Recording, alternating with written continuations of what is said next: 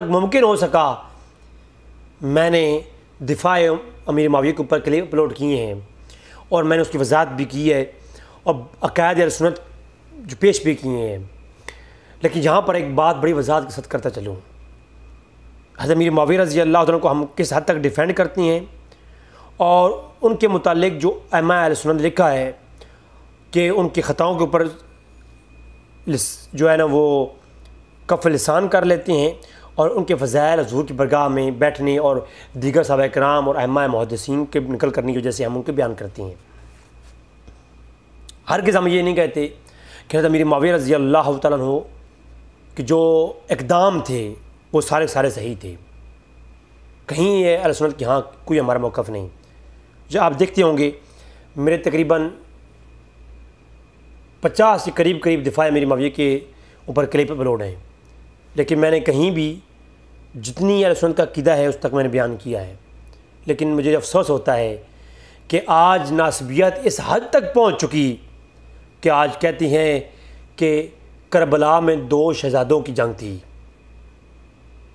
اگر کربلا میں 2 شہزادوں کی جنگ تھی، میں اس شخص کو تلاش کرتا ہوں کہ وہ مجھے مل جائے، میں اس سے پوچھوں تو صحیح کہ کربلا میں 2 شہزادوں کی جنگ کیسے ہوئی؟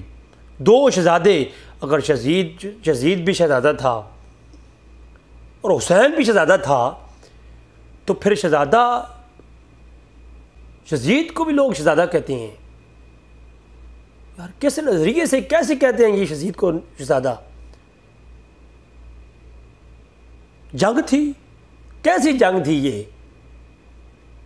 میں جب بھی کبھی آپ نے دیکھا ہوگا میں نے شہادت حسین کے اوپر کلام نہیں کیا، لیکن جب بھی میں واقعہ کربلا کے متعلق پڑھتا ہوں تو میں سوچتا ہوں لوگ کہتے ہیں جنگ ہوئی، کون سی جنگ ہوئی؟ کیسی جنگ ہوئی یہ؟ جنگ کے اندر دونوں طرف افواج ہوتی ہیں، اسلحہ ہوتا ہے، اور میرا حسین اپنے کنبے کو، اپنے گھر والوں کو، چھوٹے چھوٹے دودھ پیتے بچوں کو لے کر کے جنگ کرنے آیا تھا یزید سے، اور کہتے ہیں یہ 2 شہزادوں کی جنگ تھی۔ جو لوگ کہتے ہیں میں ان لوگوں کو تلاش کرتا ہوں۔ آج لوگ ایسے ہیں، کتابیں لکھ دیں یزید کے دفاع میں، کتابیں لکھی کتابیں یزید کے دفاع میں، کہتے ہیں کہ یزید رضی اللہ تعالیٰ عنہ، یزید رحمۃ اللہ تعالیٰ علیہ،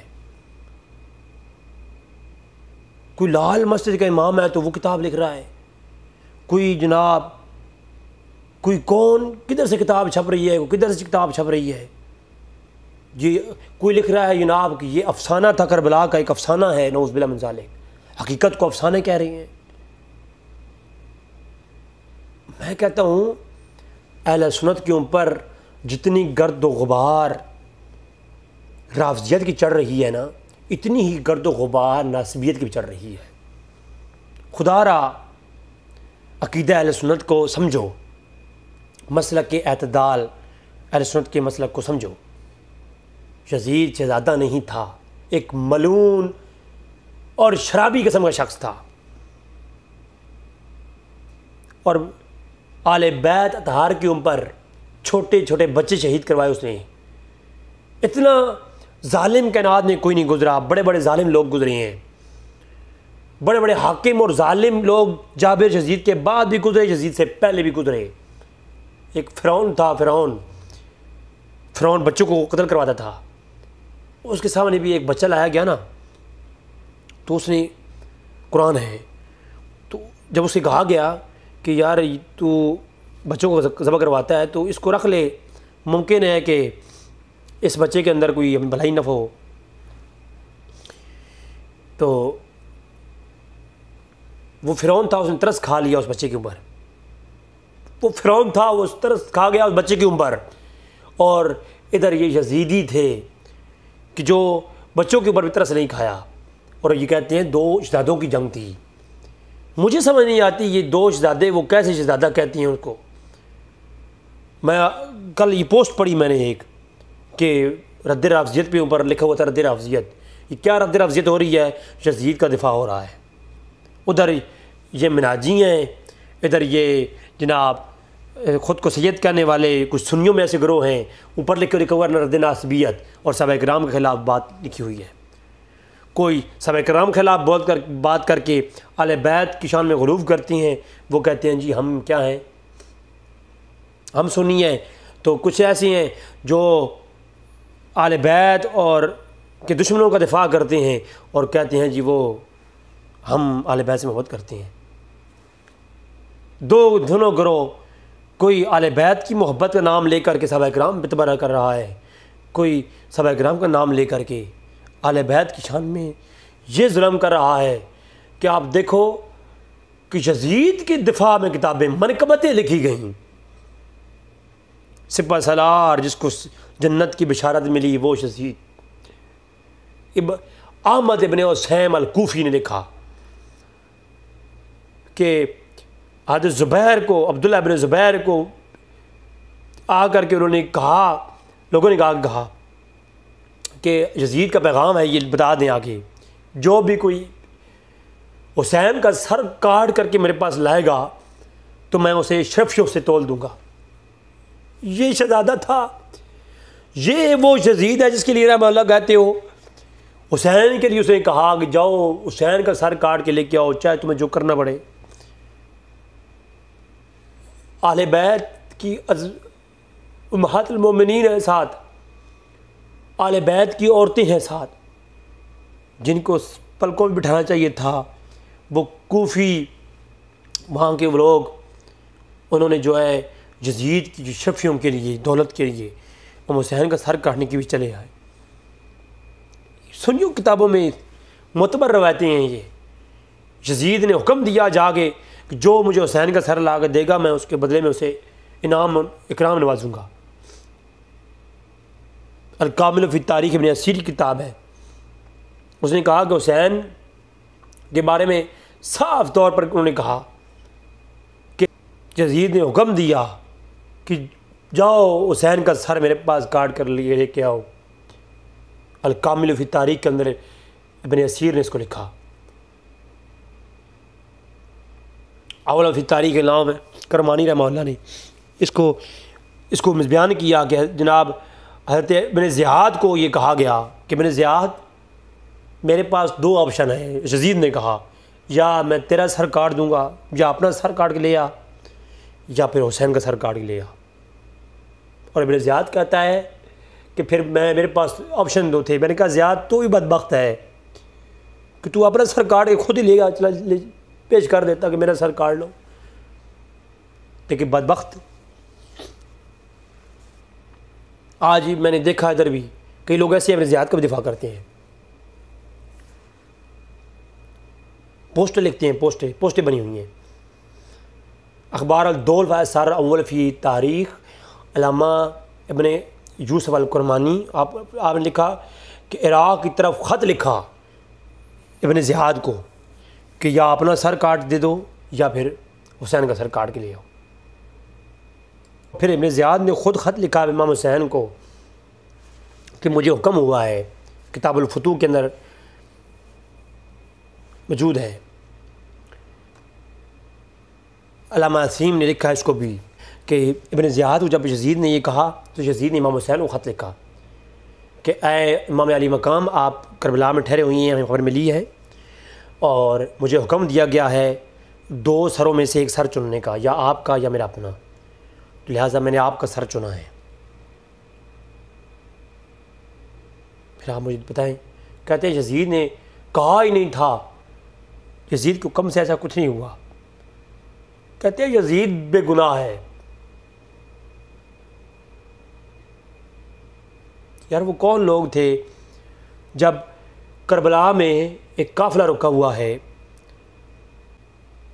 یزید نے تاریخ اسلام کے اندر علامہ زیبی نے لکھا کہ یزید نے مدینہ کے اوپر بھی جو ہے ظلم کیے، اہل مدینہ کے اوپر بھی، اور امام حسین کو بھی قتل کروایا۔ وَشَرَبَ یزید الخمر، شراب پینے والا، وہ شراب پینے والے کو لوگ شہزادہ کہتے ہیں۔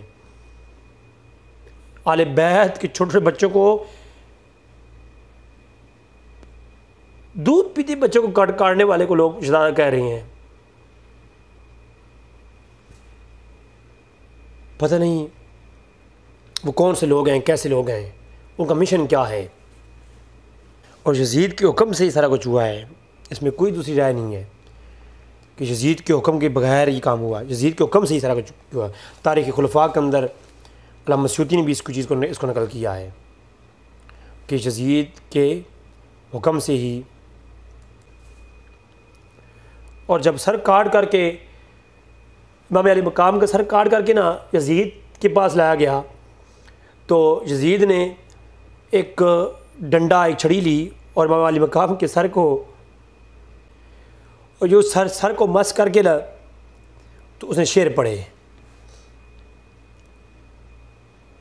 اور کہا کہ آج ہم نے وہ بدر کا بدلہ لے لیا۔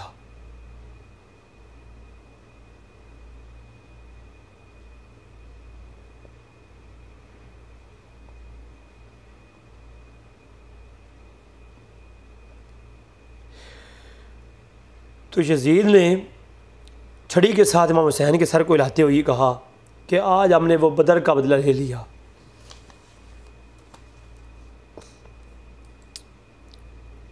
البدایہ و نہایہ کے اندر حافظ ابن کثیر نے یہی لکھا کہ رد میں عبد الرحمن الجوزی 579 ہجری وفات ہے، 597 ہجری سے وفات ہے آپ کا،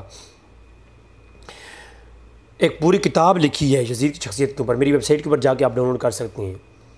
عبد الرحمن الجوزی کی کتابیں میری ویب سائٹ کے اوپر تمام موجود ہیں، وہاں پر یزید کی شخصیت کے اوپر ایک یزید کے رد میں کتاب لکھی ہے، رد علی متعصب العنید کے نام سے۔ عبد الرحمن الجوزی لکھتے ہیں کہ اس کتاب کے اندر یزید کی متعلق تمام یزید کے چٹا کٹا کھولا ہے عبد الرحمن الجوزی نے۔ اور عبد الرحمن الجوزی وہ شخصیت ہے، وہابیہ یا ناصبی جو ہیں، ان کا جو امام ہے عبدالوہاب محمد بن عبدالوہاب نجدی، اس کی مختصر سیرت رسول کی جو پہلے چیپٹر ہے نا، وہاں پر انہیں بطور دلیل عبد الرحمن الجوزی کو پیش کیا ہے۔ تو عبد الرحمن الجوزی وہ شخصیت ہے جن کو دیوبندی، وہابی، حیاتی، ناصبی سارے مانتے ہیں۔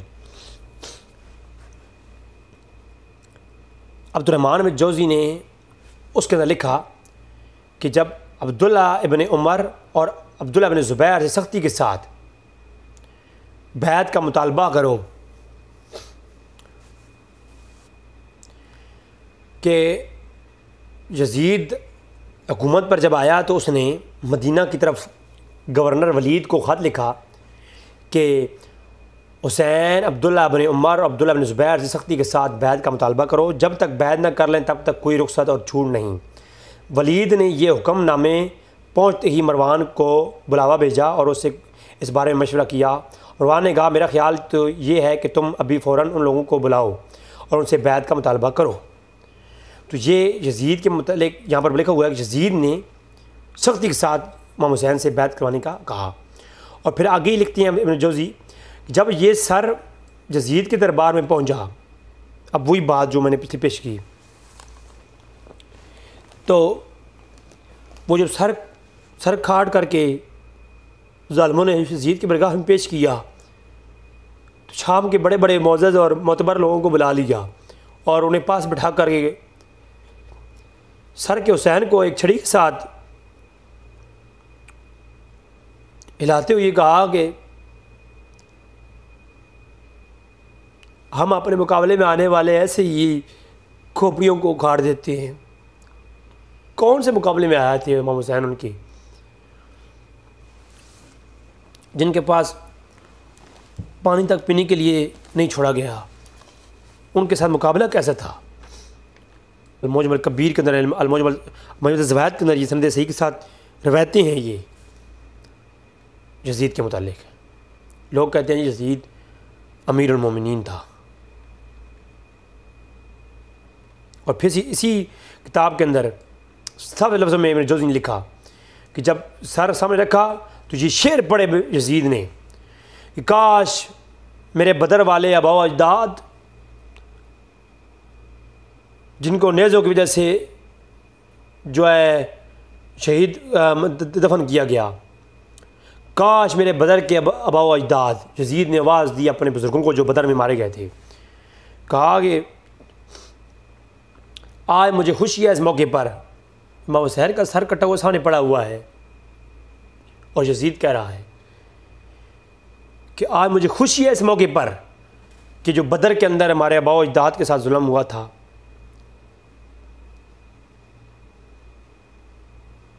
آج اگر وہ بدر کے میرے بزرگ ہوتے تو مجھے مبارکباد دیتے، شاباش دیتے۔